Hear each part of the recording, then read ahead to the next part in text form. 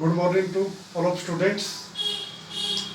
आज मैं आपको आरसीसी कोड 303 में अगला टॉपिक जो है यूनिट सेकंड का, इससे पहले मैंने यूनिट फर्स्ट में पूरे सिलेबस को डिफरेंट वीडियोस में आपको दिए हैं।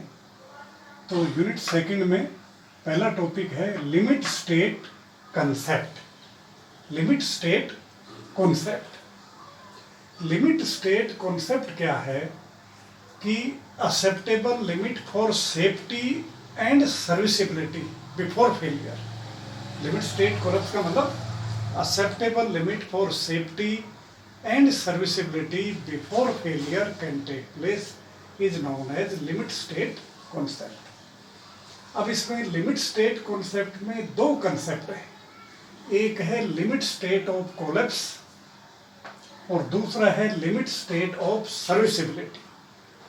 Limit state of collapse means strength point of view, maximum load अगर हम बिल्डिंग पर आए तो वो कंसिडर करें, और लिमिट स्टेट ऑफ सर्विसिबिलिटी में डिफ्लेक्शन और क्रैकिंग ये लें।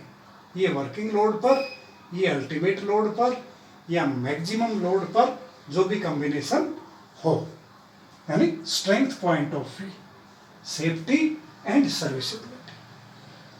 अब limit state of collapse flexure bending में भी हो सकता है, limit state of collapse compression में भी हो सकता है, शियर में भी हो सकता है, टॉर्सन में भी हो सकता है लिमिट स्टेट ऑफ कोलैप्स। तो ये एक तरह से मैक्सिमम लोड है, स्ट्रेंथ पॉइंट ऑफ व्यू है। सर्विसिबिलिटी का मतलब है अगर डिफ्लेक्शन और क्रैकिंग परमिसिबल से ज़्यादा हुई बिल्डिंग की तो वह स्ट्रक्चर किसी काम के नहीं, इसलिए इसको बोलते हैं सर्विसिबल। किस लोड पर? जो वर्किंग स्ट्रेस मेथड में अपन लेते हैं वर्किंग लोड पर। वर्किंग लोड पर कैरेक्टरिस्टिक स्ट्रेंथ ऑफ मटेरियल, ये आपने पहले भी पढ़े हैं, कंक्रीट में भी FC के FY। Characteristic strength of concrete आप जानते हो, 5% से बिलो से ज़्यादा सैंपल नहीं आने चाहिए, वो एक तरह से कैरेक्टरिस्टिक स्ट्रेंथ है। सपोज करो M20 के 100 क्यूब बनाएं तो आपके 95 क्यूब की जो स्ट्रेंथ वो 20 MPa मिलनी चाहिए। 150 mm की 28 दिन बाद क्यूरिंग करने के बाद करें तो ये है characteristic strength of concrete. Compressive strength में characteristic compressive strength of concrete, unit इसकी वही है न्यूटन पर एमएम स्क्वायर। इसी तरह से अगर दूसरे मटेरियल की स्टील की बात करें तो ये भी आपकी है कैरेक्टरिस्टिक यील्ड स्ट्रेंथ, या सिंपली आप ये मान सकते हो 0.2% प्रूफ स्ट्रेस। जिस स्टील के अंदर अगर जैसे टोर बार है, HYST बार है, तो यील्ड पॉइंट डिफाइन नहीं है, तो कैरेक्टरिस्टिक स्ट्रेंथ क्या हो गया? 0.2% प्रूफ स्ट्रेस। 0.2% proof stress. और अगर जिसके अंदर जो यील्ड पॉइंट डिफाइन है सच एज माइल्ड स्टील, उसमें आपका कैरेक्टरिस्टिक यील्ड स्ट्रेंथ या मिनिमम यील्ड स्ट्रेंथ या आपका लोअर साइड, तो इस तरह से जो कोड कंसिडर करता है 4, 5, 6। यहाँ पर भी कैरेक्टरिस्टिक स्ट्रेंथ ऑफ स्टील की डेफिनेशन वही है, below which not more than 5% of the test sample should है। नेक्स्ट बात करें डिजाइन लोड। डिजाइन लोड ये है, ये इसको हम कंसिडर करेंगे IS 875। Part 1 dead load, live load, wind load, load combination, एक अर्थक्वेक लोड है, वो है 1893 पार्ट 1। तो सामान्य तौर पर हम जो लोड लेते हैं वो हम 875 से लेते हैं।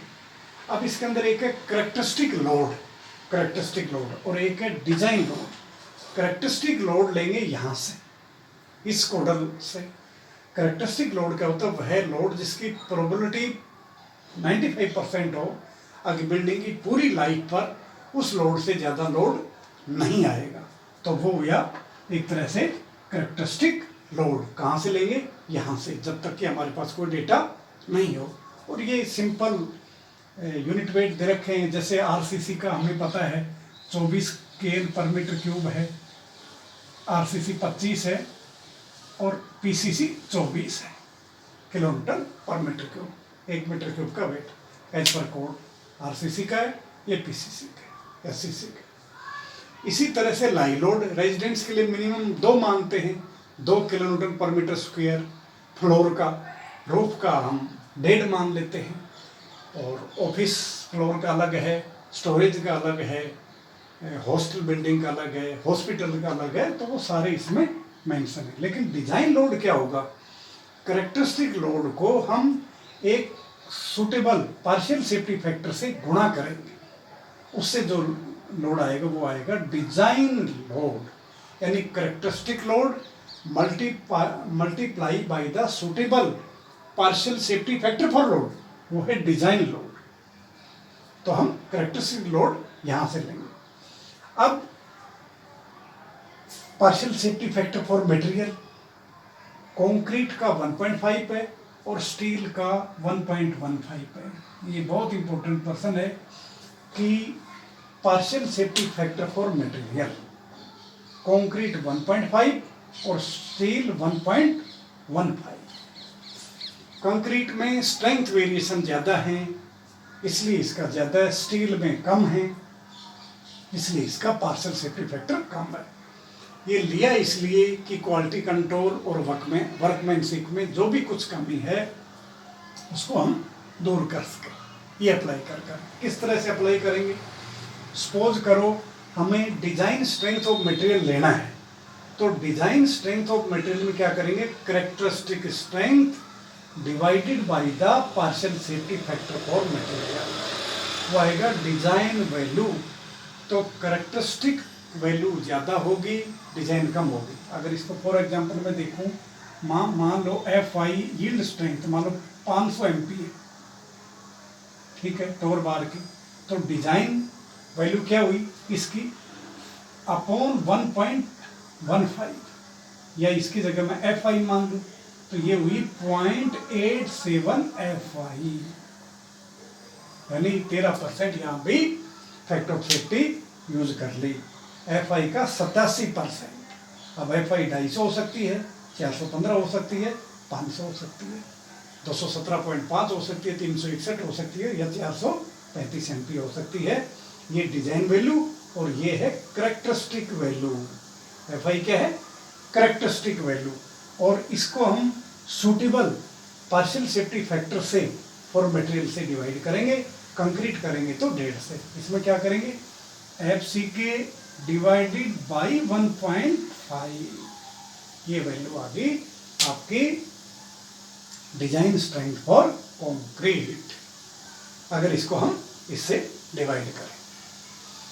लेकिन अगर FCK तो क्यूब की है और स्ट्रक्चर की 0.67 FCK है, और जब डिजाइन वैल्यू देखेंगे तो 0.67 को 1.5 से डिवाइड करेंगे और ये वैल्यू आएगी 0.446 FCK। ये मैंने शुरुआत के लेक्चर में भी बनाकर आपको बताया।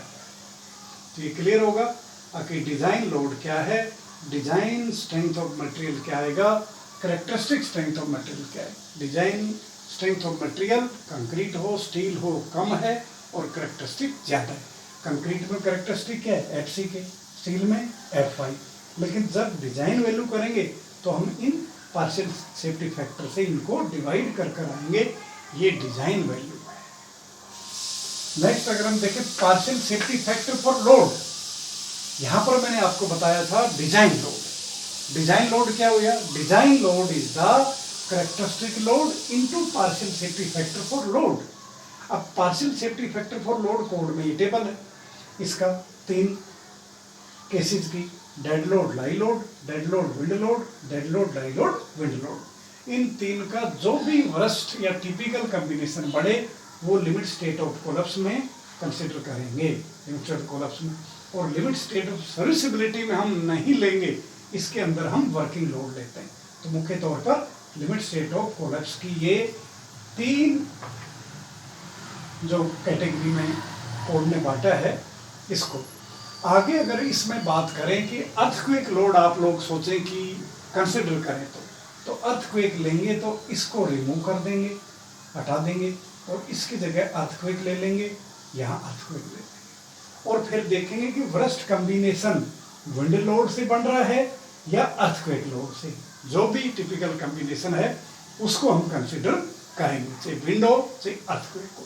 लेकिन विंड और अर्थक्वेक को दोनों साथ नहीं लेते। कोड कहता है कि दोनों की चांसेस एक साथ हो बहुत नेग्लिजिबल चांस है। अब हम इसका देखें तो 1.5, 1.5, 1.5, 1.5, 1.2, 1.2, 1.2।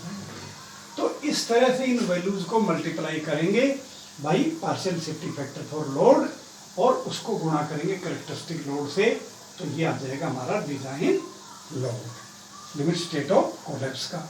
और सर्विसिबिलिटी में इसको 1 रखेंगे, 1 रखेंगे, 1.8 रखेंगे। क्यों?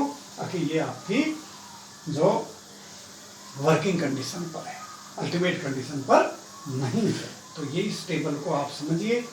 सेकंड नंबर पर इसमें 1.5 के बाद 0.9 भी है। तो 0.9 का मतलब क्या है? अगर रिटेनिंग वाल है स्ट्रक्चर सब्जेक्टेड टू ओवरटर्निंग, उसके अंदर हम डेड की बजाय 0.9 लेंगे डेड लोड। तो ये इसके अंदर डिफरेंस है। तो ये आप टेबल अच्छी तरह से याद रखेंगे। ये वैल्यू पार्शियल सेफ्टी फैक्टर को याद रखेंगे। ये IS कोड जो कैरेक्टरिस्टिक लोड का कोड है 1893 अर्थक्वेक पार्ट 1 का लोड है। जो डिजाइन लोड होगा वो हम इस तरह से देखेंगे कॉम्बिनेशन में। और सर्विसिबिलिटी में 2 पॉइंट्स हम कंसिडर करते हैं, डिफ्लेक्शन और क्रैकिंग, कि परमिसिबल से ज़्यादा डिफ्लेक्शन नहीं हो स्ट्रक्चर में, और एक क्रैकिंग जो परमिसिबल क्रैक विड्थ है 0.3, 0.2, 0.1 mm, उससे ज़्यादा क्रैक विड्थ नहीं हो, ताकि स्ट्रक्चर के लिए हार्मफुल नहीं हो और स्ट्रक्चर हमारी सर्विसेबल कंडीशन में हो। अगर सर्विसेबल नहीं है तो स्ट्रक्चर किसी काम की नहीं है। क्यों? डिफ्लेक्शन और क्रैकिंग सिग्निफिकेंस होंगी वर्किंग लोड पर, अल्टीमेट लोड पर नहीं, इसलिए इसको वर्किंग कंडीशन पर ले रहे। तो ये आपके लिए बहुत इंपॉर्टेंट पॉइंट थे जिसके अंदर लिमिट स्टेट कंसेप्ट के अंदर हैं। तो आप इसको बार बार देखिए और कोई डाउट्स है तो आप पूछ सकते हैं। Thank you.